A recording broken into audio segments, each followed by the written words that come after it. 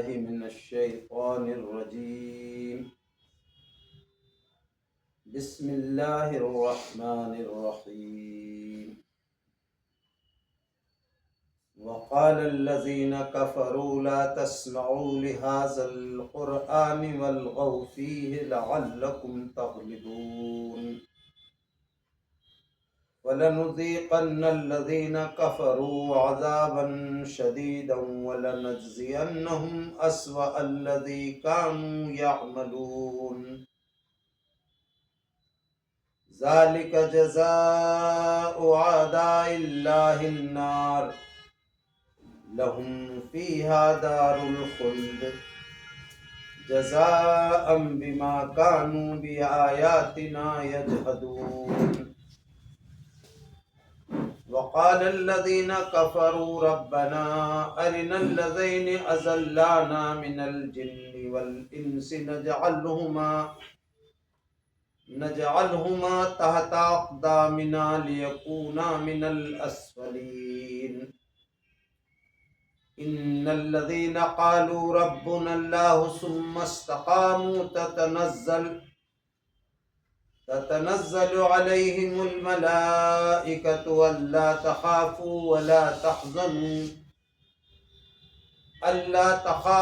ولا تحزنوا وأبشروا بالجنة التي كنتم توعدون. نحن أولياؤكم في الحياة الدنيا وفي الآخرة ولكم فيها ما تشتهي أنفسكم ولكم فيها ما تدعون نزلا من غفور رحيم.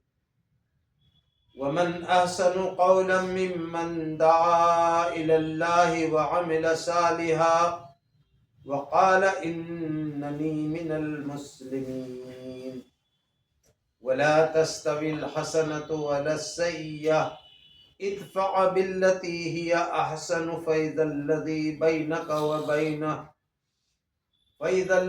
بينك وبينه عداوة كأنه ولي حميم. وما يلقاها إلا الذين صبروا وما يلقاها إلا ذو حظ عظيم. وإما ينزغنك من الشيطان نزغ فاستعذ بالله إنه هو السميع العليم. صدق اللہ العظیم.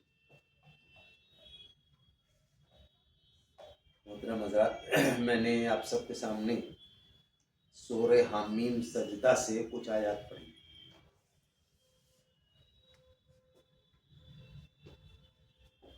ابتدائی طور پر یہ بات ہمیں سمجھ لینی چاہیے کہ یہ قرآن مجید یہ اللہ کی کتاب ہے اور قیامت تک جتنے بھی حالات مرتب ہو سکتے ہیں وہ سب اللہ کے علم میں ہیں، اور اہل ایمان کو ان حالات میں کیا رسپانس کرنا ہے، کیسے رہنا ہے دنیا کے اندر، ان سب کے بارے میں بہت ہی نیچرل اور بنیادی رہنمائی اللہ تعالیٰ نے فرما دی. یہ ہمارا ایمان ہے کہ قیامت تک کے جتنے بھی حالات ہوں گے سب کے لیے رہنمائی اس کتاب میں موجود ہے. اگر کوئی آدمی یہ سمجھ لے خدا نخواستہ کہ آج کے حالات بہت بدلے ہوئے ہیں اور آج کے حالات میں قرآن ہماری رہنمائی نہیں کر پائے گا تو وہ ایمان سے خارج ہے. تو چاہے سیاسی ہو، چاہے معاشی ہو، کسی بھی طرح کے مسائل، جو کچھ حل ہوگا صحیح حل وہ اس قرآن کی روشنی میں.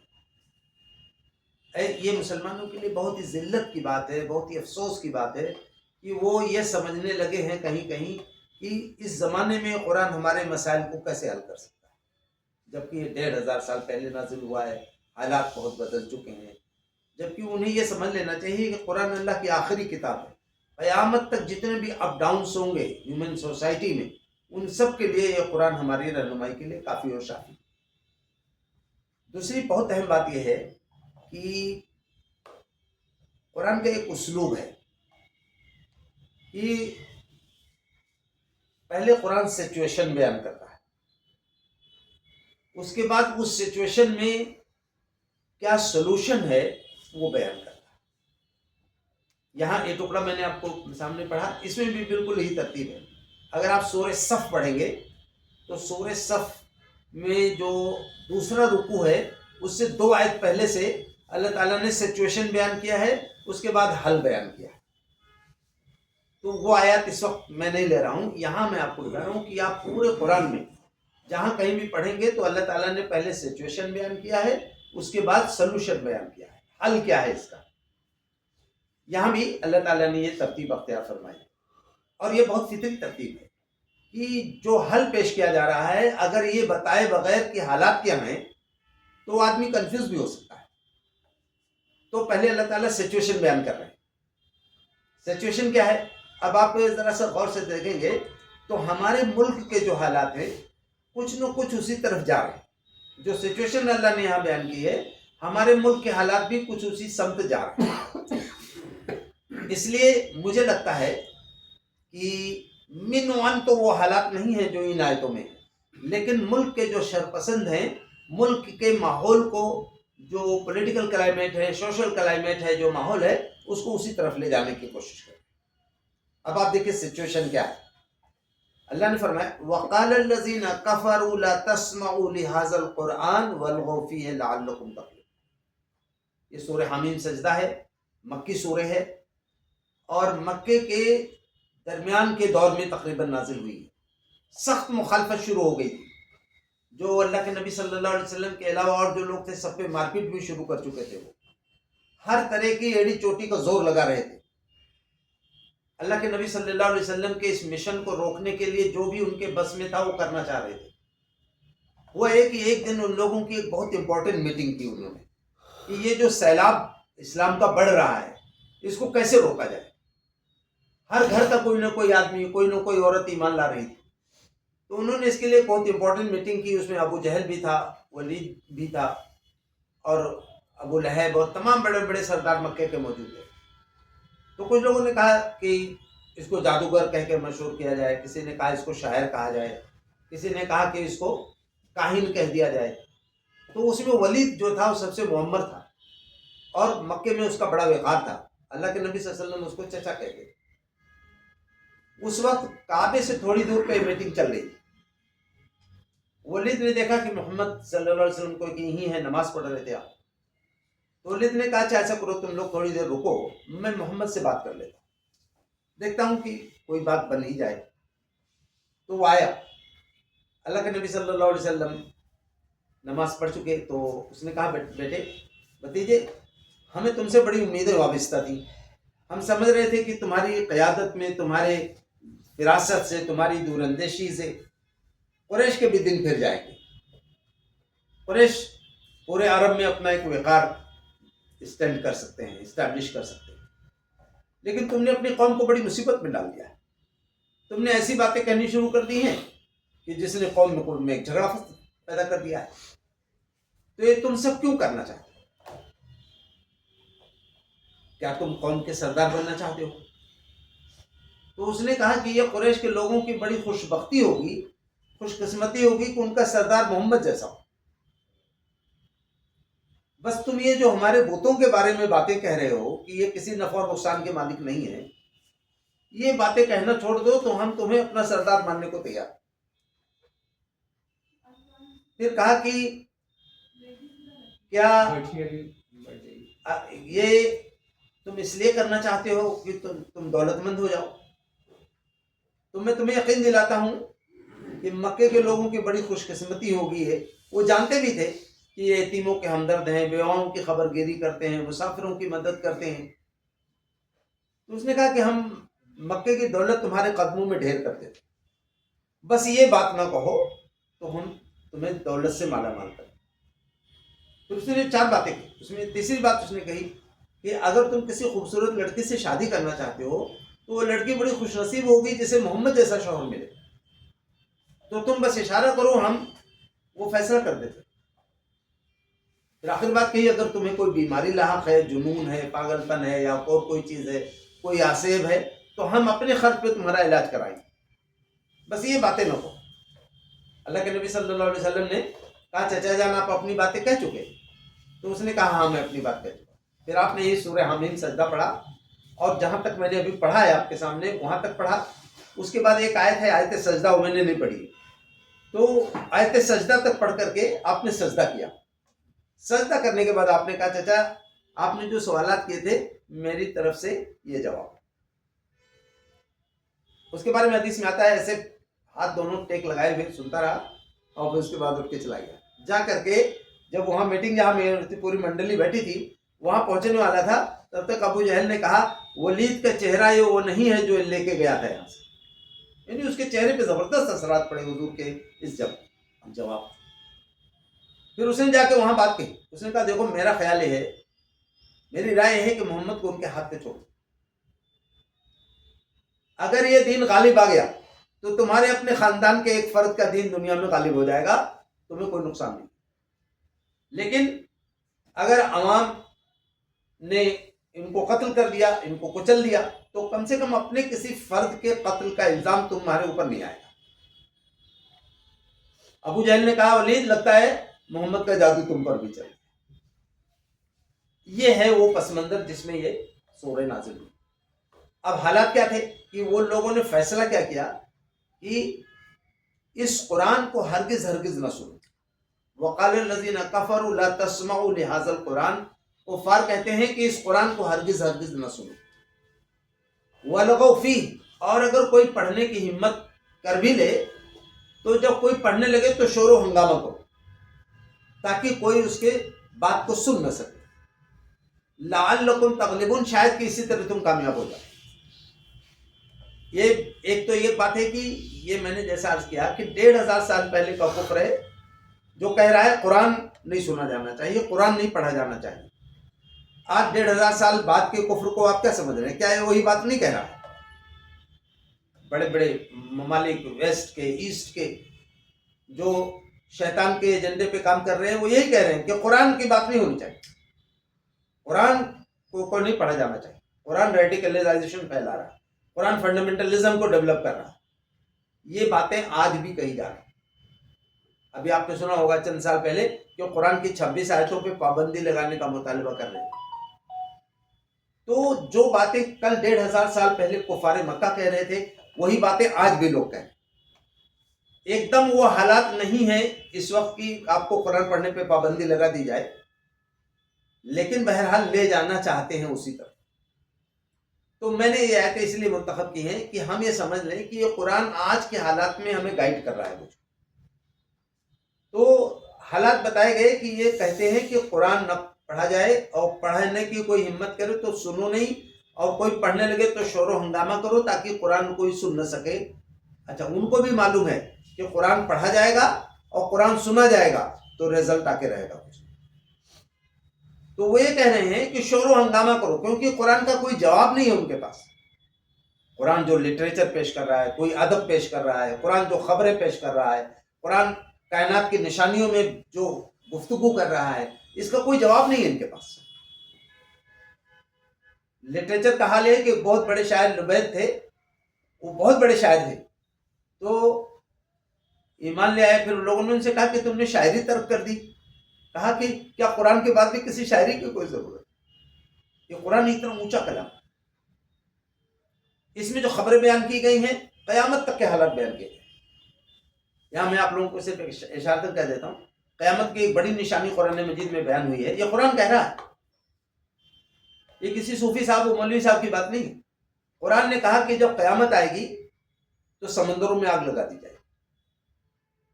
آج سے 200 سال پہلے سائنٹسٹ لوگ اس آیت کا مذاق اڑاتے ہیں. سورہ تکویر میں، سورہ انفطار میں وَإِذَا الْبِحَارُ فُجِّرَتْ وَإِذَا الْبِحَارُ سُجِّرَتْ، جب قیامت آ جائے گی تو سمندروں میں آگ بھڑکا دی جائے گی، آگ لگا دی جائے گی. اب بظاہر کتنی عجیب سی بات تھی، لیکن جب کیمسٹری تھوڑا ڈیولپ ہونے لگی تو لوگوں کو اندازہ ہوا، جب چیزوں کے کمپوزیشن ڈسکس ہونے لگے، پلاسٹک کا کمپوزیشن کیا ہے، نمک کا کمپوزیشن کیا ہے، سوڈیم کلورائڈ ہے. اسی طرح جب واٹر کمپوزیشن ڈسکس ہوا تو پتہ چلا واٹر جو ہے 2 گیسز سے مل کے بنا ہے. ایک گیس ہائیڈروجن ہے 2 حصے میں ہے، اور ایک گیس آکسیجن ہے 1 حصے میں ہے. پانی کا کیمیکل فارمولا ہے H2O، 2 حصہ ہائیڈروجن 1 حصہ آکسیجن. ہائیڈروجن جل جانے والی दुगनी मिकदार में ऑक्सीजन जलने में मदद करने वाली, दोनों को मिला के खालिक ने क्या बनाया? पानी बनाया। जिस ताकत ने इन दोनों गैसों को इतनी बड़ी तादाद में इकट्ठा कर दिया है कि जमीन का 2/3 हिस्सा समंदर, वो ताकत अगर इन दोनों गैसों को अलग कर दे, अभी दोनों गैसें ऑक्सीजन और हाइड्रोजन अलग अलग हो जाएं, दुनिया के सारे समंदर आग में बदल जाएं। समझ रहे हैं?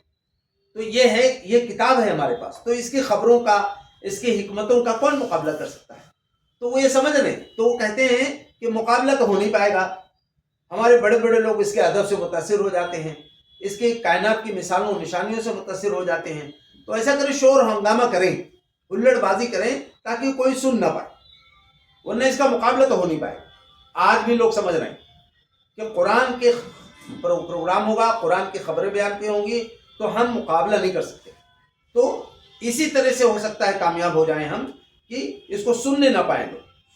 आज भी ये पूरी कोशिश हो रही है। ये पूरा सोशल मीडिया का तूफान, ये पूरा फहाशी का तूफान है, ये गाने बजाने, नाच गाने, ये सब का पूरा जो हुल्लड़बाजियां हैं, ये सब इसीलिए हैं बुनियादी तौर पर। आप ये समझ रहे हैं कि ये सिर्फ पैसा कमा रहे हैं, ऐसा नहीं है। ये पैसा कमा रहे हैं अलग बात है, लेकिन ये कुरान मजीद से रोकने का शैतान ने उनको एक हरबा सिखा रखा। तो अब ये समझ रहे हैं कि इसी तरह से कामयाबी मिल सकती है कि बेहयाई की बातें, फहाशी की बातें, हुल्लड़बाजियां, शोर शराबा, हंगामा ऐसा पैदा करो पूरी दुनिया के अंदर कि ये कुरान ना पढ़ा जाए ना सुना। अब अल्लाह ताला ने जो लोग ये हरकतें, ये कुरान क्या है? अल्लाह का कलाम है, अल्लाह कायनात का बादशाह है, सारे इंसान अल्लाह के मुहताज हैं, सब अल्लाह के गुलाम हैं। अब गुलाम कह रहा है कि ये आका की बात मत सुनो, तो कितनी बड़ी गुस्ताखी। तो अल्लाह ताला ने उस पर तंबीह की, फलनुज़िक़न्नल्लज़ीना कफ़रू अज़ाबन शदीदा। तो जो लोग काफिर हैं, जो कुरान पढ़ने और सुनने से रोकना चाहते हैं, इसकी कोशिशें कर रहे हैं, इनको हम दर्दनाक अज़ाब देंगे, सख्त सजा देंगे इनको, क्योंकि ये कुरान पढ़ने और सुनने से रोक रहे हैं। एक बात तो वो मान नहीं रहे हैं, यहाँ दो जुर्म कर रहे हैं वो लोग। एक तो खुद नहीं मान रहे हैं, खुद नहीं सुन रहे हैं, और जो कोई सुनाना चाहता है उसको भी रोक रहे हैं। डबल मतलब क्राइम है ये। तो अल्लाह ताला सजा भी डबल बता रहे हैं, फलनुज़िक़न्नल्लज़ीना कफ़रू अज़ाबन शदीदा। तो जो लोग कुफ्र कर रहे हैं, कुरान को, नबी को जुटला रहे हैं, उनको दर्दनाक अज़ाब दिया जाएगा। वलनज़ियन्नहुम अस्वाअल्लज़ी कानू यामलून। और ये जो दूसरों को रोक रहे हैं, इसकी भी इनको बुरी सजा मिलेगी, बहुत सख्त सजा मिलेगी। ज़ालिका जज़ाउ अदाइल्लाहि नार। ये लोग जो कुरान का इनकार करते हैं और कुरान से लोगों को रोकते हैं, इनके लिए लफ्ज इस्तेमाल किया है अल्लाह ने, अदाइल्लाह, यानी अल्लाह के दुश्मन है। ज़ालिका जज़ाउ अदाइल्लाहि नार, ये है जजा, बदला अल्लाह के दुश्मनों का आग। अल्लाह के दुश्मनों का इन शरारतों का बदला अल्लाह ताला क्या देंगे? आग। लहुम फीहा दारुल खुल्द, उस आग में हमेशा हमेशा रहेंगे। जज़ाअम बिमा कानू बिआयातिना यजहदून, ये उनको बदला इसलिए दिया जाएगा कि ये हमारी आयतों से झगड़ रहे, हमारी आयतों को सुनने से रोकना, हमारी आयतों को पढ़ने से रोकना, हमारी आयतों का जो मफहूम था उसको बताने से रोकना, इससे ये गोया झगड़ रहे। फिर अल्लाह ताला ने बीच में एक मंजर आखिरत का जोड़ दिया है। वो इसलिए जोड़ा है ताकि अहले ईमान को थोड़ा सुकून रहे। अल्लाह ताला ने फरमाया कि वक़ालल्लज़ीना कफ़रू, दुनिया में काफिर कह रहे हैं इस कुरान को मत सुनो, इसको मत पढ़ो, जो पढ़े तो शोर हंगामा करो, तो इनको आखिरत में दर्दनाक सजा मिलेगी। लेकिन सुन लो, जब ये आखिरत में पहुंचेंगे तो यही काफिर अपने जो इनके सरखेल हैं, जो इनके सरगने हैं, उनके बारे में क्या कहेंगे? यानी जो लीडर्स हैं कुफ्फार के, उनके फॉलोवर्स अपने लीडर्स के बारे में आखिरत में क्या बोलेंगे, वो अल्लाह ने यहाँ कोट कर, ताकि अहले ईमान समझ लें कि देखो ये जो आज बड़े बड़े लीडर्स आपको नजर आ रहे हैं ना, इस्लाम को धमकाते हुए, डराते हुए, खौफजदा करते हुए, इन सब का बड़ा बुरा हशर होने वाला है। अगर ये तौबा करके नहीं मान रहे तो इनका बड़ा बुरा हशर होने वाला है आखिरत में। खुद इनके फॉलोअर्स क्या कहेंगे उस वक्त? वक़ालल्लज़ीना कफ़रू, और उस वक्त कुफ़ार कहेंगे रब्बना अरिनल लज़ीना अज़ल्लाना मिनल जिन्नि वल इंस नजअलहुमा तहता अक़दामिना लियकूना मिनल मुस्लिमीन। ऐ हमारे पालनहार, उन लोगों को हमें दिखा दे जिन्होंने दुनिया और आखिरत, दुनिया में हमें गुमराह किया, من الجن والانس، ان انسانوں میں سے اور جناتوں میں سے جن لوگوں نے ہمیں گمراہ کیا، تیرے نبی کے خلاف بھڑکا دیا، تیری کتاب کے خلاف کھڑا کر دیا، تیرے دین کے خلاف ہمیں استعمال کیا، ان لوگوں کو دکھا دے. نجعلہما تحت اقدامنا، ہم ان کو اپنے پاؤں کی طرح رکھ کر کے کچل دیں. لیکون من الاسفلین، تاکہ وہ خود ذلیل ہو جائے. یہ اللہ تعالیٰ فرما رہے ہیں وہاں یہ حشر ہونے والا. آج جو آپ دیکھ رہے ہیں منظر نامہ، یہ بڑے بڑے لیڈرز اپنے لوگوں کو ورغلا دیتے ہیں اسلام کے خلاف، وہ بدتمیزیاں کر رہے ہیں رسول اللہ صلی اللہ علیہ وسلم کے خلاف، قرآن کے خلاف، اسلام کے خلاف. کل یہی جو بدتمیزیاں کر رہے ہیں اور ہنگامے کر رہے ہیں، یہی لوگ اپنے ان لیڈروں کے خلاف جن کے اشارے پہ آج یہ شرارتیں کر رہے ہیں، انہیں کو تلاش کریں گے. اللہ تعالیٰ سے کہیں گے فلاں کو دے دے، اللہ فلاں کو دے دے، اسی نے تو مجھے بھڑکایا تھا، اسی نے مجھے ورغلایا تھا، میں اسے اپنے پیروں سے کچل کر کے اس کو خوب ذلیل کر دوں. کم سے کم کچھ تو میرا دل ٹھنڈا ہو کہ انہی لوگوں نے آج اس جہنم کے دروازے پہ مجھے لا کے کھڑا کر دیا ہے نا. اب آپ سوچیے کہ یہ کتنا ایک بیچ میں بالکل اللہ تعالیٰ نے ایک منظر جوڑا ہے. اس کے بعد اللہ تعالیٰ نے فرمایا، اب یہاں سے وہ بات ہے جس کے لیے میں نے آیت منتخب کی. دیکھیے میں نے ابھی بتایا آپ سے کہ حالات سخت ہیں. حالات اتنے ہیں کہ قرآن پڑھنے پہ پابندی لگانے کی باتیں ہو رہی. آج کی تو جو حالت ہے یہ وہی ہے، یعنی 1500 سال پہلے یہ حالات ہیں کہ قرآن پڑھنے پہ پابندی ہے، قرآن سننے پہ پابندی کا باتیں ہو رہی. اب یعنی حالات سخت ہیں، ایب نارمل سچویشن ہے. اب آپ دیکھیے شریعت کا مزاج ہے یہ کہ اگر سچویشن ایب نارمل ہے تو شریعت پہ عمل کرنے میں تھوڑا سا آسانی کر دی جاتی. جیسے آپ سفر کر رہے ہیں تو جو سفر ہے اگر آپ کا لمبا، تو آپ کی 4 رکعت نماز جو ہے وہ کتنے میں بدل جاتی ہے؟ 2 رکعت میں بدل جاتی ہے، نماز قصر ہو جاتی ہے. آپ جنگ کے حالت میں ہیں تو جنگ کی نماز میں جماعت فرض نہیں رہ جاتی ہے اس طرح، اور بلکہ ایک رکعت پڑھی جائے. یہ ہے شریعت کا مزاج. لیکن 1 رکعت پڑھنی ہے. سفر میں 4 کو 2 کر دیا گیا ہے، لیکن 2 رکعت پڑھنی ہے، کم سے کم 2 رکعت پڑھنی ہے. تو یہاں سمجھیے کہ یہ جو کم سے کم ہے، یعنی شریعت کا مزاج یہ ہے کہ ایب نارمل حالات ہیں تو شریعت میں آسانی پیدا کر دی گئی، بڑی ذمہ داری کو تھوڑا کم کر دیا گیا. لیکن وہ جو کم کیا گیا وہ تو بالکل مست ہے، وہ تو کرنا ہی کرنا ہے. تو یہ ان حالات میں جب قرآن پہ پابندی کی بات ہو رہی ہو اور ایب نارمل سچویشن ہو، بالکل اینٹی جو ہے کلائمیٹ ہو بالکل، تو اس وقت کیا کرنا ہے؟ کم سے کم جو کام کرنا ہے وہ اللہ تعالیٰ نے یہاں بتایا. اسی لیے میں نے کہا کہ قرآن نے پہلے سچویشن بیان کیا، اس کے بعد سلوشن بیان کیا. اب سلوشن کیا بیان کیا؟ 2 باتیں. دونوں باتوں کو اللہ تعالیٰ نے یہاں آخر تک میں بیان کر دیا. پہلا کام کیا ہے؟ ایسے حالات جب بنے تو پہلا کام ایمان والوں کو کیا کرنا ہے؟ پہلا کام یہ میں نہیں کہہ رہا، قرآن کہہ رہا ہے ان الذین قالوا ربنا اللہ ثم استقاموا.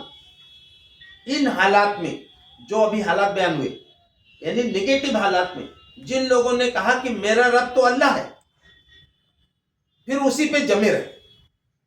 ان الذین قالوا ربنا اللہ، جن لوگوں نے کہا کہ میرا رب اللہ ہے، ثم استقاموا، پھر اسی پہ ڈٹ گئے. یہ کام کرنا ہے. پہلا کام یہ ہے. یہ جو نگیٹو حالات ہیں، آندھیاں چل رہی ہیں، طوفان آ رہے ہیں، شیطان غرا رہا ہے اور دھمکیاں دے رہا ہے، ایسے یا اپنے رنگین اور لذت پسندی میں بے حیائی فحاشی کی تہذیب کے ذریعے ہمیں اپنی طرف کھینچنے کی کوشش کر رہا ہے، تو ہمیں کیا کرنا ہے؟ اپنے دین پر، اپنے ایمان پر، اسلام پر ٹک جانا ہے، جم جانا ہے. یہ پہلا کام ہے.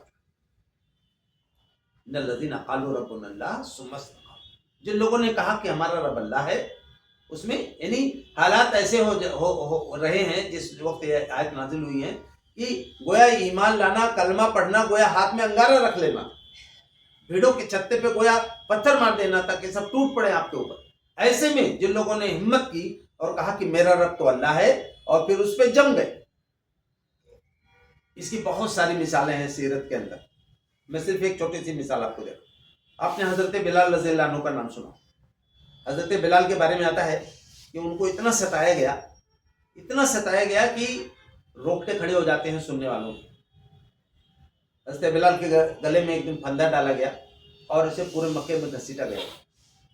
گھسیٹتے رہے لوگ، یہاں تک کہ پوری پیٹھ چل کے لولہان ہو گئی. پھر لے گئے چلچلاتی دھوپ میں کنکریاں بچھائیں، پھر اسی کے اوپر ان کو لیٹا دیا. اور وزنی پتھر رکھ دیا، زبان ایسے ترچی ہو کے بات ہو گئی. لوگ کہہ لگاتے ہوئے چلے گئے آج محمد کا یہ دیوانہ ختم ہو جائے. تھوڑی دیر میں ایک آدمی کا گزر ہوا، وہ بھی کافر آدمی تھا. اس نے دیکھا، اس کو ترس آ گیا، گیا لکڑی لے کے آیا، لکڑی کے مدد سے پتھر کو گرا.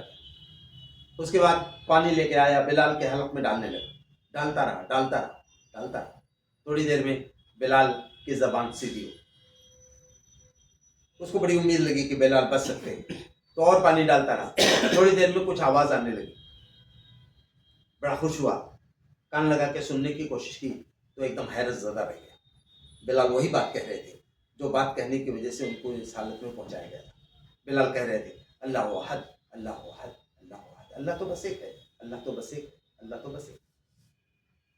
اس کو بڑا ترس آیا. اس نے ہمدردانہ انداز میں بلال کو کندھے کا سہارا دیا، کچھ دور لے گیا. اس نے کہا بھائی بلال، تم کیوں نہیں محمد کا ساتھ چھوڑ دیتے؟ کیا ملا تم کو ان کا ساتھ لے کر؟ جس دن سے تم نے ان کا ساتھ پکڑا ہے روزانہ تمہارے اوپر ظلم و ستم کے نئے نئے تجربے کیے جاتے ہیں، کیوں نہیں ساتھ چھوڑ دیتے؟ تو بلال، حضرت بلال کے بارے میں آتا ہے کہ انہوں نے ایسے اس آدمی کے کندھے پہ ہاتھ رکھ دیا، اس کی آنکھوں میں آنکھیں ڈال کے بولے، کہنے لگے میرے بھائی، تم بازار میں مٹی کے 2 پیسے کا برتن خریدتے ہو نا، ویسے اس کو ٹھوک بجا کے دیکھتے ہو کہ اس میں کوئی کھوٹ تو نہیں ہے. تو میرے رب نے مجھے جنت کے بدلے میں خرید دیا. میرا رب مجھے ٹھوک بجا کے دیکھ رہا ہے کہ میرے بلال میں کوئی کھوٹ تو نہیں. یہ ہے ان الذین قالوا ربنا اللہ ثم استقاموا. استقامت کا ایک مفہوم یہ ہے کہ جب آپ کے اوپر ظلم و ستم ہو، مخالفت ہو، شدید حالات ہوں تو اس میں ٹکے رہنا. لیکن استقامت کا ایک مفہوم اور بھی ہے میرے بھائی، کہ جب دنیا آپ کو پیش کر دی جائے، دنیا کی نعمتیں آپ کے سامنے رکھ دی جائیں، اس وقت آپ اپنے ایمان کا سودا نہ کریں. امام احمد بن، ابھی میں نے آپ کو مثال سنائی، اللہ کے نبی کو پھسلانے کے لیے کیا کہہ رہے تھے وہ لوگ؟ شادی کر دیں گے، دولت دے دیں گے اور سردار بھی بنا لیں گے، بس یہ بات مت. یہاں آپ دیکھیں کہ یہ استقامت کی بات کبھی کوئی ضروری نہیں کہ آپ کو کفر ہی کی حالت میں. آج بھی دیکھ لیجئے بہت سارے ایسے لوگ مل جائیں گے جن کو کفار نے بیٹیاں پیش کر دی ہیں اور دولت پیش کر دی ہے، وزارتیں پیش کر دی ہیں، اور ان کا ایمان تقریباً ختم ہو چکا ہے. تو یہ کل بھی تھا، آج بھی. تاریخ میں ایک اور واقعہ ملتا ہے امام احمد بن حنبل رحمۃ اللہ علیہ کے بارے میں. امام احمد بن حنبل کے ہاں آپ کو دونوں استقامت مل جائے گی. ان کے زمانے میں بادشاہ مسلمان تھے. ایک مسلمان بادشاہ کے ذہن میں ایک شیطانی کیڑا کل بلایا کہ یہ قرآن اللہ کی مخلوق ہے، حالانکہ قرآن کیا ہے؟ اللہ کا کلام ہے. تو اس نے یہ کہلوانا شروع کیا. امام صاحب کو معلوم ہوا تو بہت سخت ناراض ہوئے. انہوں نے کہا کس نے؟ قرآن اللہ کا کلام ہے. اس کے بعد جو ہے اس نے امام صاحب کو پٹوایا. امام صاحب، امام احمد بن حنبل کا نام آپ شاید نہ اتنا، امام احمد بن حنبل امام بخاری کے استاذ. مسند احمد ایک بہت مشہور کتاب ہے، کئی جلدوں میں ہے. تو امام احمد بن حنبل کو اتنا پٹوایا کہ جو جلاد تھا اس کا بیان تاریخ میں ہے کہ اگر 4 کوڑے ایسے میں کسی ہاتھی کو مار دیتا تو چلانے لگا. پھر ان کو جیل میں ڈال دیا گیا. اسی بیچ میں پہلا یہ بادشاہ مر گیا، دوسرا آیا تو اس نے دوسرا طریقہ اپنایا، جس کی طرف میں اشارہ کر رہا ہوں. اس نے کیا کیا؟ امام صاحب کو جیل سے نکلوا دیا، سواری بھیجی، بہت اچھے اچھے کپڑے وپڑے بھیجے پہنانے کو، اور بڑے عزت اور احترام کے ساتھ دربار میں لایا گیا اور بٹھایا بہت عزت کے ساتھ. اور کہا حضرت آپ ہمارے اتنے بڑے امام ہیں، اتنے بڑے عالم ہیں، آپ کے ساتھ یہ سب سلوک مناسب نہیں ہے. البتہ بات وہی کہلوانا چاہ رہا تھا لیکن طریقہ دوسرا اختیار کر رہا. اس نے کہا یہ سب سونے چاندی اشرفیاں ایسے ڈھیر لگا دیا بالکل، اور کہا کہ یہ سب آپ کے لیے. ہم چاہتے ہیں کہ جو بات ہم کہہ رہے ہیں اس کی بات کو آپ اور اچھے طریقے سے لوگوں کو سمجھا دیں. امام صاحب کے بارے میں آتا ہے کہ چیخ کے رو پڑے. انہوں نے کہا یہ چیزیں میرے لیے ان کوڑوں سے سخت. یہ چیز بھی بہت بڑا امتحان. ایک طرف کوڑے اور ایک طرف توڑے. آدمی کبھی کبھی کوڑوں کے مقابلے میں تو ٹک جاتا ہے لیکن توڑوں کے مقابلے میں شکست کھاتا ہے. تو ان الذین قالوا ربنا اللہ ثم استقاموا، جن لوگوں نے ان سخت حالات میں کہا میرا رب اللہ ہے، پھر اس پہ جم گئے. اللہ تعالیٰ نے بتایا کہ حالات بہت ہی سخت ہیں، چاروں طرف سے بالکل الغار ہے. آدمی کہہ رہا ہے میرا رب تو اللہ ہے، ہر آدمی اس کا مذاق اڑانے سے لے کے اس کو کچل دینے کے لیے در پہ ہے. تو اللہ تعالیٰ کیا کرتے ہیں؟ اللہ تعالیٰ کہتے ہیں تتنزل علیہم الملائکہ، ہم اس پہ فرشتے نازل کریں۔ فرشتوں کے بارے میں تو یہ ہے کہ وہ قیامت میں آئیں گے اور موت کے وقت آئیں گے، لیکن بہت سے علماء نے لکھا ہے کہ اسی دنیا میں جب حالات بہت سخت ہوتے ہیں اور آدمی ایک دم مایوس ہو کے گھبرانے لگتا ہے تو فرشتے اس کے اوپر سکینت کے شکل میں آتے ہیں، اس کو تسلی دیتے ہیں، گھبراؤ نہیں، حوصلہ بنائے رکھو، تمہارا رب تمہارے ساتھ۔ تتنزل علیہم الملائکہ، فرشتے آتے ہیں اور اس کے دل کو یہ آواز دیتے ہیں، اللہ تخافوا ولا تحزنوا، ڈرو نہیں، مایوس نہ ہو، وابشروا بالجنہ، جنت کی خوشخبری سے خوش ہو۔ بعض مفسرین کہتے ہیں کہ ایک آدمی ایمان لایا، حالات خراب ہو گئے اور ڈٹا رہا ایمان کے اوپر، ایک لمحے کے لیے بھی کوئی کمپرومائز نہیں کیا، وہ کوئی کتاب نہیں لکھ سکا، کوئی تقریر نہیں کر سکا، کوئی ادارہ نہیں بنا سکا، کوئی خدمت خلق کا چیپٹر نہیں کر، کوئی انسٹیٹیوٹ نہیں بنا سکا، ایمان لایا اور ایمان پر آخری سانس تک جمع رہا، مفسرین کہتے ہیں اس پہ جنت واجب ہو۔ وابشروا بالجنہ سے استدلال، اس کو جنت کی خوشخبری دیتے ہیں۔ وہ کہیں وَلَكُمْ فِيهَا مَا تَشْتَهِي أَنفُسُكُمْ وَلَكُمْ فِيهَا مَا تَدْعُونَ، اس جنت کی خوشخبری سے خوش ہو جاؤ جس کا تم سے وعدہ کیا گیا ہے، اور اس جنت کے اندر وہ کہتے ہیں ہم تمہارے اس دنیا میں بھی ساتھ ہیں، آخرت میں بھی تمہاری خدمت میں رہیں گے، اور آخرت میں تمہیں سب کچھ ملے گا جو کچھ تم چاہو۔ وَلَكُمْ فِيهَا مَا تَدْعُونَ، جو کچھ اللہ تعالیٰ نے تمہارے لیے تیار کیا وہ سب ملے گا۔ پھر کہا نزلا من غفور الرحیم، دیکھو آج تو یہ لوگ تمہیں ستا رہے ہیں نا، آج تم اپنے آپ کو اکیلا محسوس کر رہے ہو، کل تم اللہ میزبان ہوگا، تم اللہ کے مہمان۔ کتنی بڑی شرف کی بات ہے۔ آج ملک کا پرائم منسٹر آپ کو کسی پروگرام میں انویٹیشن مل جائے، ظاہر ہے وہ آپ کو ملے گا نہیں اور آ کر آپ کو ویلکم نہیں کرے گا، صرف انویٹیشن مل جاتا ہے تو لوگ شادیاں نہیں بجتے لگتے ہیں، صاحب پرائم منسٹر صاحب کا انویٹیشن آیا ہے، اور وہ تو اللہ ہے، کائنات کا مالک ہے۔ فرمایا نزلا من غفور الرحیم، میزبانی ہوگی، تم مہمان ہوگے غفور اور رحیم پروردگار۔ ایک اشارہ بھی ہے کہ دیکھو یہ سب جو اللہ کے ہاں تمہیں مقام ملے گا، یہ نہ سمجھو کہ تم بالکل ایک دم دھلے دھلائے آ گئے ہو، نہیں، اس نے تمہیں مغفرت کر دی ہے، تم سے غلطیاں ہوئی تھی، استقامت کے باوجود بھی تم سے ذکر میں غلطی ہوئی ہوگی، نماز میں غلطی ہو گئی ہوگی، اللہ تعالیٰ کے حقوق ادا کرنے میں بندوں کے حقوق میں کچھ غلطی رہی ہوگی، تو وہ غفور ہے، وہ جو اگر وہ سب حساب کرنے پہ آ جائے گا تو تم اس کی میزبانی میں پریشان ہو جاؤ، لیکن وہ غفور ہے، معاف کر دے گا، رحم فرمانے والا ہے، تو غفور اور رحیم پروردگار کے تم مہمان ہو گئے اس سے۔ یہ ہے استقامت، اور استقامت کا انجام اللہ تعالیٰ ہے۔ آج مان لیجئے کوئی آدمی ایمان پہ رہا، قائم رہا، کتنے لوگوں کے ساتھ ملک میں حالات بن گئے پچھلے 15-20 سال میں، لیکن جو لوگ ایمان پہ گئے ہوں گے تو یقیناً اللہ تعالیٰ کے فرشتوں نے ان کا استقبال کیا۔ یہ پہلا کام ہے۔ دوسرا کام کیا ہے؟ وہ بہت غور کرنے کا ہے، معاف کیجیے گا، مطلب 150-200 سال سے ہم اس ملک میں انتہائی غفلت کر رہے ہیں، ہم بالکل جو ہے توجہ ہی نہیں کر رہے اس کام پر۔ وہ کیا ہے؟ وہ ہے اللہ نے فرمایا وَمَنْ أَحْسَنُ قَوْلًا مِّمَّنْ دَعَا إِلَى اللَّهِ وَعَمِلَ صَالِحًا وَقَالَ إِنَّنِي مِنَ الْمُسْلِمِينَ، اور اس شخص سے بہتر کس کی بات ہو سکتی ہے جس نے لوگوں کو اللہ کی طرف بلایا، اللہ کی طرف بلایا، اور کہتا رہا کہ میں تو بھئی اللہ کے حوالے کر چکا ہوں اپنے آپ کو، میں تو مسلمان ہوں، وَقَالَ إِنَّنِي مِنَ الْمُسْلِمِينَ، کہتا رہا کہ میں تو مسلمان ہوں۔ تو یہ دوسرا کام۔ دوسرا کام کیا ہے؟ لوگوں کو اللہ تعالیٰ کی طرف بلانا، لوگوں کو اللہ تعالیٰ کے دین کی طرف دعوت دینا۔ دیکھیے آپ اتنے لوگ بیٹھے ہیں، چند لوگ، ہم سوچیں ذرا پرسنلی، آپ اپنے آپ سے پوچھیں، ہم میں سے کون یہ کام کر رہا؟ ہم میں سے کون ہے جو لوگوں کو اللہ کی طرف بلا رہا؟ یہ دعوت سمجھتے ہیں؟ یہ دعوت یہ نہیں گھوم گھوم کے مسلمان گلیوں میں اور مسجدوں میں آپ باتیں کرتے رہے۔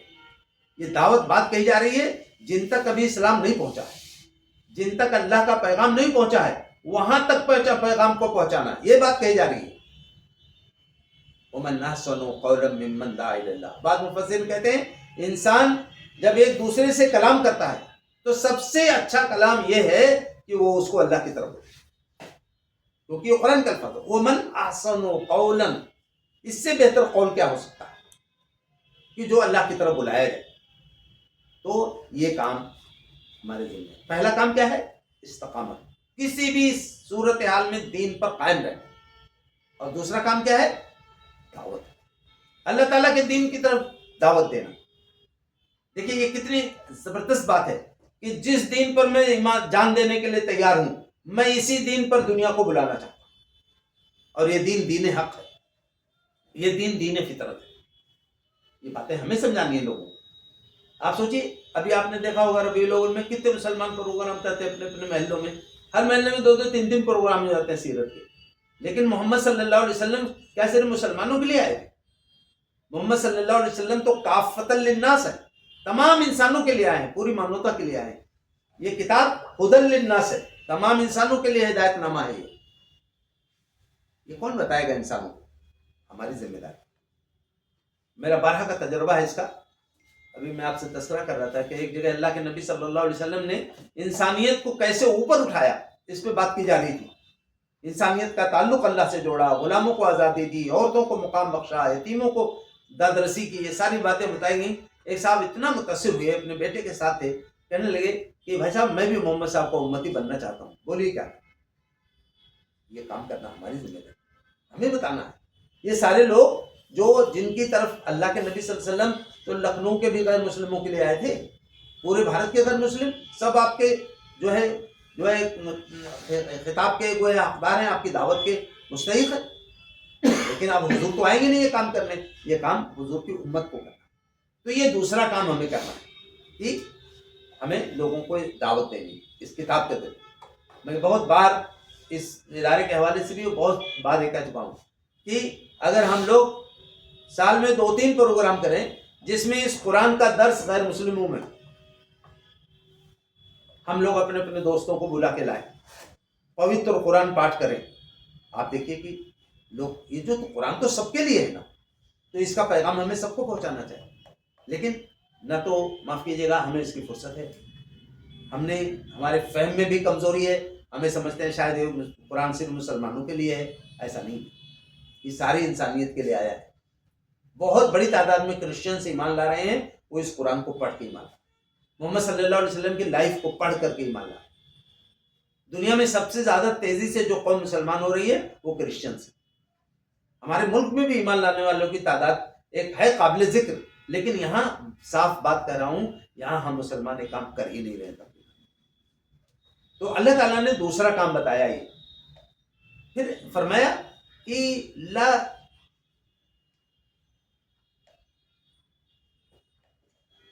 فرمایا وَلَا تَسْتَوِي الْحَسَنَةُ وَلَا السَّيِّئَةُ۔ پچھلی آیت ختم ہوئی وَقَالَ إِنَّنِي مِنَ الْمُسْلِمِينَ، وہ کہتا ہے کہ میں تو مسلمانوں میں سے ہوں۔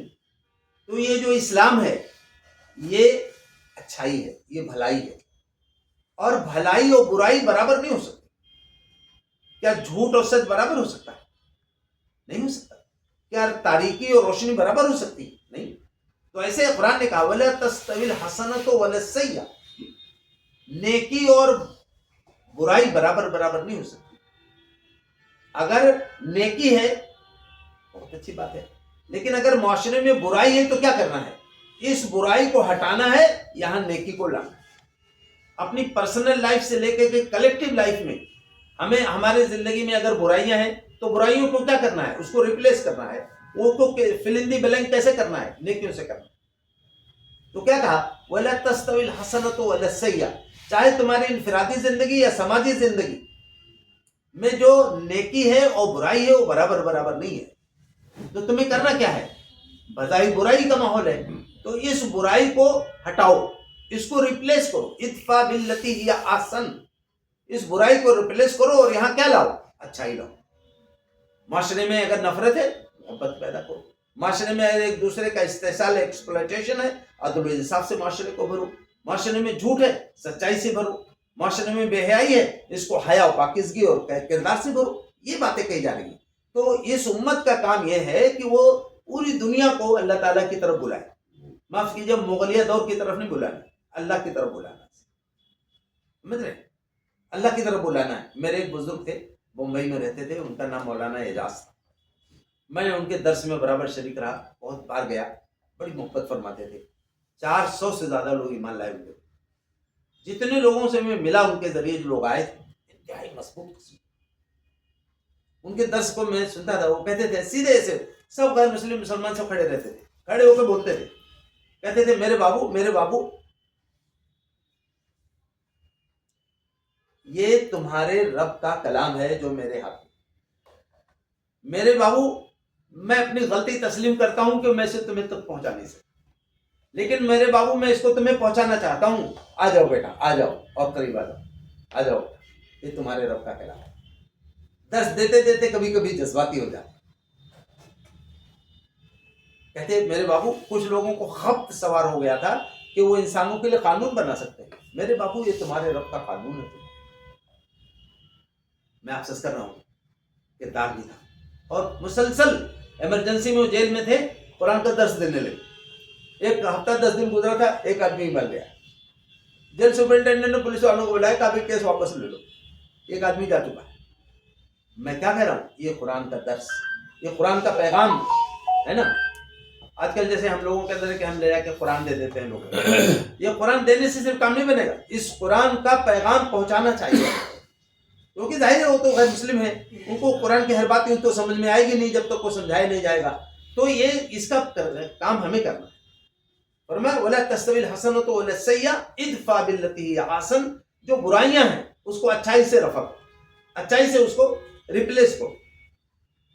فرمایا فَإِذَا الَّذِي بَيْنَكَ وَبَيْنَهُ عَدَاوَةٌ كَأَنَّهُ وَلِيٌّ حَمِيمٌ، اگر تم یہ دعوت پیش کرو گے اور برائیوں کو اچھائیوں سے ریپلیس کرو گے۔ مان لیجئے کہ کسی نے، میں ایک مثال دے رہا ہوں، مان لیجئے کہ آپ جا رہے ہیں، راستہ ہے اور راستے میں ایک گڈھا ہے بہت بڑا اور اس میں آگ دہک رہی ہے۔ ایک آدمی جا رہا ہے، بہت تیزی سے دوڑتا ہوا جا رہا ہے، اب اس کو ابھی معلوم نہیں کہ ادھر کیا ہے، اسی تیزی میں آگ میں کود جائے گا، تو آپ اس کو روک رہے ہیں، بھائی صاحب سنیے ادھر آگ دہک رہی ہے، انگارے دہکے ہوئے ہیں، اور وہ نہیں مان رہا ہے آپ کی بات، تو آپ کیا کریں گے؟ اس کو اور روکیں گے، پکڑیں گے، ہاتھ پکڑ کے روکیں گے۔ یہی مثال تو اللہ کے نبی نے دی کہ تمہاری مثال ایک ایسے ہی جیسے تم آگ کے گڑھے میں کود رہے ہو، میں تمہیں کمر پکڑ کرو۔ اب اگر آپ نے اس کا ہاتھ پکڑ لیا اور آپ کو گالی دینے لگا تو کیا ہاتھ چھوڑ دیں گے آپ اس کا؟ ابھی جب جائے گا نا چڑیا کی طرح سے بن جائے گا، تو آپ اس کو روکیں گے۔ اگر وہ گالی بھی دے دے گا تو بھی آپ کا جب تک بس چلے گا، تو اگر آپ کو انسانیت سے محبت ہے تو آپ اس کو چھوڑیں گے۔ یہ ہے دائی کی۔ اگر وہ گالی دینے لگا تو بھی کہنا بابو ٹھیک ہے، چلو ٹھیک ہے، گالی دے دیا کوئی بات نہیں ہے، لیکن تم ادھر چلے آؤ ورنہ ابھی بھول جاؤ گے اس میں۔ تو یہ ایک دائی کی حیثیت۔ ادفع باللتی ہی احسن، اگر وہ آپ کے خلاف سازشیں کر رہے ہیں، چلو ٹھیک ہے کرتے رہو، لیکن جہنم سے بچنے کی کوشش کرو۔ یہاں فرمایا اللہ تعالیٰ نے کہ اگر ایسا کرو گے، برائی کو بھلائی سے ریپلیس کرو گے، تو جن کے تمہارے درمیان آج بہت دشمنی ہے نا، فَإِذَا الَّذِي بَيْنَكَ وَبَيْنَهُ عَدَاوَةٌ، تو وہ لوگ جن کے تمہارے درمیان بہت دشمنی ہے، كَأَنَّهُ وَلِيٌّ حَمِيمٌ، ایسے ہو جائیں گے جیسے تمہارے جگری دوست۔ میں ایمرجنسی میں، ہم لوگ چھوٹے چھوٹے تھے، میں خیر آبادی صاحب نے کتاب لکھی تھی اور پنڈت اذان دینے لگا۔ تم نے دیکھا تھا ایک پنڈت جی تھے، وہ بہت مخالفت کر رہے تھے ہم لوگوں کی۔ ہم لوگ قرآن مجید پڑھتے تو ادھر ہنگامہ شروع کر دیتے، دوسرے کچھ گیت وت گانے لگتے، کیرتن کرنے لگتے۔ ہم لوگ بہت پریشان تھے، لیکن ہم لوگوں نے سوچا کوئی بات نہیں۔ پہلے ایک دو دن نہیں انہوں نے کیا تو ہم لوگوں نے پتا کہ آج کل پنڈت جی کچھ خاموش ہیں، کیا بات ہے، چلے گئے کہیں دوسری جگہ ٹرانسفر کر دیا، پتا چلا نہیں ہے بہت زیادہ بیمار ہیں، اور ان کے ساتھی بھی ان کو نہیں پوچھ رہے ہیں، کیونکہ یہ شرارت کر رہے تھے، لوگوں کو برا بھی لگ رہا تھا، ابھی یہ لوگ نماز پڑھ رہے تھے، چلا رہا ہے۔ تو یہی لوگ جو تھے نا، جو مسلمان تھے، علماء تھے، تحریک کے لوگ، یہی لوگ اس کے پاس گئے، پوچھا کیا بات ہے، تو شرمندہ بھی ہوئے۔ دوا والے کے آئے لوگ، دوا دی، تندرست ہو گئے، آئے، بہت معافی مانگی، ہمیں بہت شرمندہ، ہمارے اپنے مذہب کے لوگوں نے، مجھے کسی نے خبر نہیں لی اور آپ میرے لیے آئے، میری خیریت پوچھی، میرا سر دبایا اور مجھے جو ہے دوا والا کے دی، پھر آنے لگے۔ اللہ تعالیٰ نے ان کا دل کھول دیا، ایمان لے آئے۔ ایمان لائے جاؤ تو کہنے لگے کہ ہم نے سنا ہے اس میں کتاب میں لکھا ہوا ہے کہ نماز کے پہلے اذان دی جاتی ہے۔ تو انہوں نے کہا یہ جیل ہے اس لیے اذان وغیرہ نہیں دی جاتی ہے۔ تو کہا کیوں، جیسے ان کے لیے ہے ویسے ہمارے لیے ہے۔ اب ابھی کہا تھا، ابھی تو ادھر ہی تھے نا، اب کہہ رہے ہیں جیسے ان کے لیے ہے کہ گھنٹہ بجاؤ کیرتن کرو، ویسے ہمارے بھی حق ہے۔ تو وہی اذان دیتے تھے۔ میں آپ سے کہہ رہا ہوں کہ وہی آدمی جو دشمن تھا، اگر آپ نے اس سے بہتر سلوک کیا تو کیا ہوا، کان نہ ہو ولی حمیم، ایسا ہو گیا جیسے جگری دوست۔ ٹھیک ہے، لیکن یہ بات جو ہے آسان نہیں ہے، اس کے لیے دل پہ بہت جبر کرنا پڑے گا. آپ سوچیں گے، اگر دوسرے طرح سے سوچیں گے، ارے چلو روزانہ شور کر رہا تھا کمبخت، اب چلو سنا بیمار ہے، چلو مر جائے تو دفع ہو جائے تو اچھا ہے. یہ نیچرل ہے، کوئی بہت ان نیچرل بات نہیں ہے. لیکن آپ تو محمد رسول اللہ صلی اللہ علیہ وسلم کی امتی ہیں، آپ محمد صلی اللہ علیہ وسلم کے نمائندے ہیں، آپ کو تو کچھ اور سکھایا گیا ہے بھائی کہ ادفع باللتی ہی احسن، برائی کو بھلائی سے رفع کرو. اللہ تعالیٰ نے فرمایا کہ یہ اتنا وما یلقاها الا الذین صبروا، یہ اتنا آسان نہیں ہے. یہ طریقہ، یہ روش برتاؤ وہی لوگ کر سکتے ہیں جن کے اندر صبر و ضبط کا مادہ ہو. وما یلقاها الا الذین صبروا، یہ وہی لوگ کر سکتے ہیں جن کے اندر صبر کی قوت ہوگی، صبر کی صلاحیت ہوگی. جو آدمی ذرا سا ہونے پہ ایک دم جو ہے ٹائپ پہ ابھر آیا، اتر آیا، وہ نہیں کر پائے گا. جس کے اندر تھوڑی شالینتا ہوگی، تھوڑا صبر ہوگا، وہی تھوڑا انتظار کر کے کر پائے گا. تو وما یلقاها الا الذین صبروا، یہ وہی لوگ کر سکتے ہیں جن کے اندر تھوڑا صبر و ضبط کا مادہ ہے. وما یلقاها الا الذین صبروا وما یلقاها الا ذو حظ عظیم، یہ وہی لوگ کر سکتے ہیں جو بڑے نصیبے والے ہیں، بڑے اچھے نصیبے والے ہیں، وہی لوگ کر پائے. میں آپ کو عرض کروں کہ والد صاحب تھے، ہم چھوٹے تھے، بچے سے بھی چھوٹے تھے، تو علاقے میں کوئی ایمان لاتا تھا تو والد صاحب کے پاس تربیت کے لیے ملے مدرسے. ایک بار میں گیا وہاں، چھوٹا سا تھا، تو گیا تو دیکھا ابو اور میرے استاد مولانا عبدالواحد صاحب رحمۃ اللہ علیہ وہ بستر دھل رہے تھے. تو ان دنوں مدرسے پہ ایک نو مسلم آئے ہوئے تھے، نجات اللہ بھائی، وہ جوان تھے، داڑھی واڑی رکھے ہوئے تھے. تو میں نے پوچھا مولانا سے، ابا سے تو نہیں پوچھ پایا، میں نے مولانا سے کہا کہ مولانا کیا کر رہے ہیں آپ لوگ؟ کہنے لگے نجات اللہ جو ہے وہ بستر پہ پیشاب کر دیے، تو ہم لوگ وہی دھل رہے. میں بتا نہیں سکتا والد صاحب کو پورے علاقے میں اتنی عزت حاصل تھی، اور ہمارے استاد جو تھے اتنے محترم تھے پورے علاقے میں، لیکن وہ دونوں لوگوں کا، حالانکہ وہ جوان تھے، ان سے خود ہی کہہ سکتے تھے کہ اپنا بستر دے. تو کیا کہا قرآن نے؟ وما یلقاها الا الذین صبروا وما یلقاها الا ذو حظ عظیم، وہی لوگ کر سکتے ہیں یہ کام جو نصیبے والے، جن کے دل میں بڑی وسعت ہے. تو پھر اللہ تعالیٰ نے فرمایا کہ وَإِمَّا يَنزَغَنَّكَ مِنَ الشَّيْطَانِ نَزْغٌ فَاسْتَعِذْ بِاللَّهِ. اور کبھی شیطان اگر تمہیں اکساہٹ پیدا کرے کہ بھئی اس نے تو میرے ساتھ یہ کیا تھا تو میں کیوں نہ کروں، اس سے تھوڑا ڈبل کر دوں، تو قرآن نے کہا وَإِمَّا يَنزَغَنَّكَ مِنَ الشَّيْطَانِ نَزْغٌ، اگر شیطان کچھ اکساہٹ پیدا کرنے لگے اور غلط کوئی روش اور برتاؤ اختیار کرنے کی تمہیں ترغیب دے، تو فاستعذ باللہ، اللہ کی پناہ چاہو، اللہ سے پناہ مانگو، اس غلط خیال سے اللہ سے پناہ مانگو. فاستعذ باللہ انہ هو السمیع العلیم، بلا شبہ وہ سننے والا ہے اور چاہنے والا ہے. اگر اپنے آپ پر ضبط کرو گے، صبر کرو گے، اپنی بات پہنچانے کے لیے اچھا راستہ اختیار کرو گے، اس کا دل بدل سکتا ہے. اور کم سے کم اگر نہیں بدلا تو کم سے کم تمہارے لیے، اسلام کے لیے نرم ہو سکتا ہے. ایسے بہت سے لوگ ہوتے ہیں معاشرے میں جو ایمان تو نہیں لاتے، لیکن اسلام جب سمجھ جاتے ہیں تو اسلام کی مخالفت سے باز آتے ہیں. بہت سے لوگوں کو، میں سینکڑوں لوگوں کو میں نے دیکھا کہ جب بات سمجھ گئے. آپ کے اسی شہر میں ایک صاحب رہتے ہیں، سوامی لکشمی شنکراچاریہ کا نام سنا ہوگا. سوامی لکشمی شنکراچاریہ کی وہ کتاب جو انہوں نے لکھی تھی، اسلامی آتنکواد کا انتر راشٹریہ چہرہ، وہ کتاب میں پڑھ چکا، بہت زہریلی کتاب. اس پہ بال ٹھاکرے نے ان کو گویا اپنے ہاں بلایا تھا، عزت دی تھی اس کتاب کے لیے. لیکن جب بعد میں ہمارے کچھ علماء ان سے ملے سوامی جی سے کہ آپ نے جن باتوں کو آتنکواد کہا ہے اور اس پہ تنقید کر رہے ہیں آپ، اسلام جو ہے قرآن اور حدیث تو خود اس کے خلاف ہے، تو آپ تو الٹے جو ہے اسلام پہ الزام لگا رہے ہیں جبکہ قرآن حدیث اس کے خلاف ہے. تو ان کو تھوڑا سمجھ آئی، پڑھنے لگے. ان کی کتابیں ہیں، آپ پڑھ لیں. ان کی کتاب ہے اسلام آتنک کے آدرش، یہ نئی کتاب ہے. مسلمانوں سے معافی مانگ کہ میں معافی مانگتا ہوں کہ میں نے ان کے مذہب کے بارے میں غلط بات کی. میں آپ سے کہہ رہا ہوں کیا ہوا، کل وہ اسلام کے شدید مخالف تھے، ابھی وہ کہتے ہیں کہ میں بھی گویا حضور کا امتی ہوں. لیکن اگر آپ نہیں بھی سمجھے تو بھی کم سے کم مخالفت سے تو باز آ گئے نا. آج ابھی ان کی کتاب ایک چھوٹی سی آئی، قرآن جینے کی کلا، پیاری سی کتاب. تو میں آپ سے کہہ رہا ہوں کہ یہ اللہ نے کہا کہ اگر تم برائی کو بھلائی سے رفع کرو گے، لوگوں کو اللہ تعالیٰ کے دین کی دعوت دو گے، تو اللہ تعالیٰ تمہارے لیے راستے کھول دے گا۔ ماحول اتنا خطرناک ہے کہ قرآن پہ پابندی لگانے کی بات ہو رہی ہے، اور اللہ تعالیٰ کہہ رہے ہیں اس میں 2 کام ایٹ لیسٹ کرنا ہے، کم سے کم کرنا ہے۔ وہ کیا کرنا ہے؟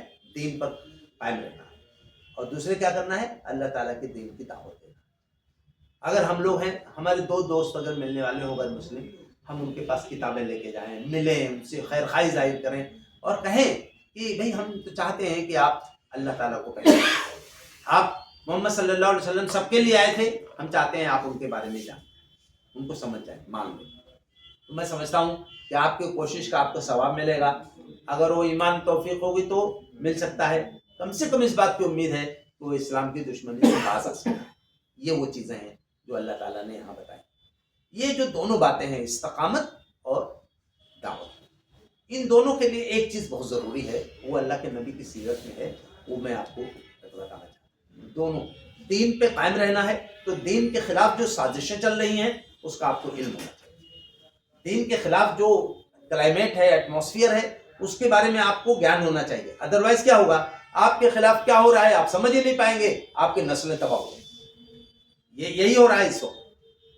اکبر الہ آبادی کا نام سنا ہے آپ نے؟ اکبر الہ آبادی نے ایک شعر کہا تھا، آج جس طرح سے کالج کی غلط تعلیم جو ہم نے اپنے بچوں کو دے دی ہے نا، اور ان کی دینی تربیت کا کچھ انتظام نہیں کیا، تو لڑکے لڑکیاں کود کود کے بھاگ رہے ہیں اسلام سے۔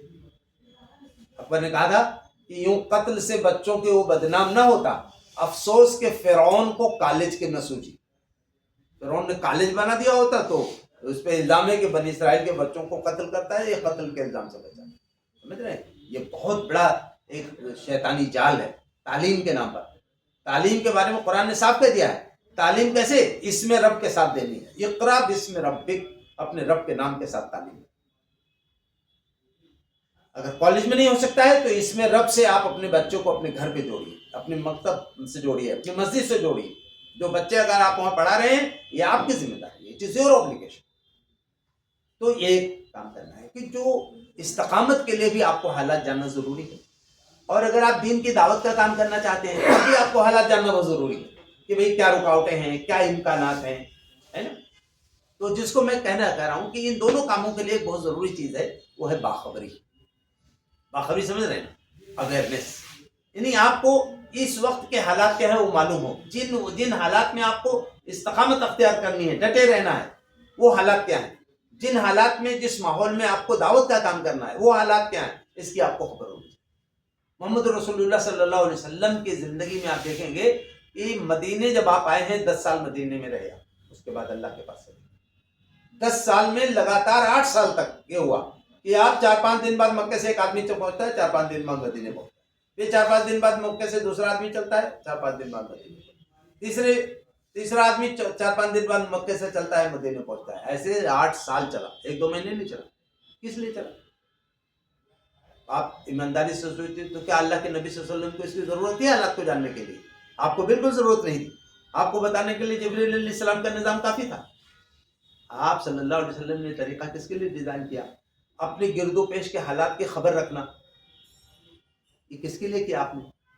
امت کے بیٹوں کے لیے، امت کی بیٹیوں کے لیے۔ یہ دیکھو میرے بعد جبرائیل والا نظام ختم ہو جائے تو میرے بعد تم اپنے حالات سے باخبر رہے، اپنے دین پہ قائم رہنے کے لیے، اپنے دین کے فروغ کے لیے، دین کی استقامت کے لیے، دین کے غلبے کے لیے جو تمہارے چاروں طرف جو احوال رہیں گے اس سے باخبر رہنا بہت ضروری ہے، ورنہ تم کام نہیں کر پاؤ۔ تو یہ بہت ضروری ہے ہمارے لیے، ہم حالات سے باخبر۔ میں اللہ تعالیٰ سے دعا کرتا ہوں کہ اللہ تعالیٰ یہ قرآن، جیسا میں نے عرض کیا کہ یہ قرآن اللہ تعالیٰ کی کتاب ہے، اس کے اندر حالات کا بھی بیان ہے، اس کے اندر حالات کے اندر سلوشن کیا ہے اس کا بھی تذکرہ ہے۔ اس کو میں میڈیکل کے طلبہ کو بتاتا ہوں، وہ ڈاکٹر ہوتے ہیں، کہ یہ ڈیوائن پرسکرپشن ہے۔ آپ بیمار ہوتے ہیں نا تو کسی ڈاکٹر کے پاس جاتے ہیں، وہ آپ کے بیماری کو لکھتا ہے، پھر اس کے بعد دوا تجویز کرتا ہے، تو آپ بولتے ہیں بہت بڑا ڈاکٹر ہے صاحب، بہت بڑے ڈاکٹر کا پرسکرپشن ہے۔ یہ پرسکرپشن اللہ ہے، آپ کے حالات کو اللہ تعالیٰ سمجھ کر کے اللہ تعالیٰ آپ کو سلوشن دے رہا ہے۔ یہ ڈیوائن پرسکرپشن ہے، ڈیوائن سلوشن ہے، اس کو ہمیں سمجھنا چاہیے کہ موجودہ حالات بھی تقریباً اسی رخ پہ جا رہے ہیں۔ ایسے حالات میں کم سے کم ہمیں 2 کام کرنے ہیں. ایک کسی بھی طرح پر اپنے آپ کو اپنی نسلوں کو دین پہ قائم رکھنا ہے، اور دوسرے اللہ تعالیٰ کے دین کی دعوت کو عام کرنا. دھیرے دھیرے کیجیے. اگر میں کہہ رہا ہوں شہر میں 500 لوگ یہ کام کرنا شروع کر دیں، ہر آدمی 2 لوگوں پہ کام کرے 1 سال میں، تو کتنے لوگوں پہ کام ہو جائے گا؟ 1000 لوگوں پہ کام. لیکن ہم کر نہیں رہے. معاف کیجیے گا، جس طرح دوسری قومیں ہیں کھانے جینے کے لیے ہیں، ایسے ہم اور آپ قوم نہیں ہیں. ہم تو اللہ تعالیٰ کے دین کے ترجمان ہیں، اللہ تعالیٰ کے دین کے داعی ہیں. اللہ تعالیٰ مجھے بھی توفیق عطا فرمائے، آپ کو بھی توفیق عطا فرمائے. اللہم صلی علی محمد وعلی آل محمد کما صلیت علی ابراہیم وعلی آل ابراہیم انک حمید مجید. اللہم بارک علی محمد وعلی آل محمد کما بارکت علی ابراہیم وعلی آل ابراہیم انک حمید مجید. ربنا ظلمنا انفسنا وان لم تغفر لنا وترحمنا لنكونن من الخاسرين. ربنا لا تزغ قلوبنا بعد إذ هديتنا وهب لنا من لدنك رحمة إنك أنت الوهاب. ربنا آتنا في الدنيا حسنة وفي الآخرة حسنة وقنا عذاب النار. پروردگار ہم سب کے حالات پر رحم فرما دے. اے اللہ ہمارے گناہوں کو معاف فرما دے. پروردگار ہمیں اپنے دین کا صحیح شعور عطا فرما دے. اے اللہ اس دین پر زندگی کے آخری سانس تک ڈٹے رہنے اور جمے رہنے کی توفیق عطا فرما. اور پروردگار ہمیں زندگی کے آخری سانس تک اپنے حبیب محمد صلی اللہ علیہ وسلم کے نقش قدم سے چمٹے رہنے کی توفیق عطا فرما. پروردگار ہم تیرے کمزور بندے ہیں. اے اللہ اگر آپ کی مدد شامل حال ہو جائے تو ہم آپ کے دین کو پوری دنیا کے لوگوں تک پہنچانے کا بڑا کام کر سکتے ہیں. اے اللہ ہمیں اس کی توفیق عطا فرما دے. پروردگار ہمیں اس دنیا میں عزت و کامرانی عطا فرما. اے اللہ ساری دنیا کی شیطانی قوتوں نے آپ کے حبیب کی امت کو اس وقت گھیر رکھا ہے. اے اللہ اس امت کی حفاظت فرما. اے اللہ اس امت کو عزت عطا فرما. اور پروردگار جب ہم آپ کے پاس آئیں آخرت کے میں حشر کے میدان میں نفسی کی کیفیت میں، تو اے اللہ ہم سب کو اپنے حبیب محمد صلی اللہ علیہ وسلم سے ایک اچھی ملاقات کی توفیق نصیب فرما. اے اللہ ہمیں ان کے ہاتھوں جام کوثر پینے کی توفیق نصیب فرما. پروردگار ہمارے حال پہ رحم فرما. صلی اللہ تعالی علی خیر محمد وآلہ وصحبہ اجمعین.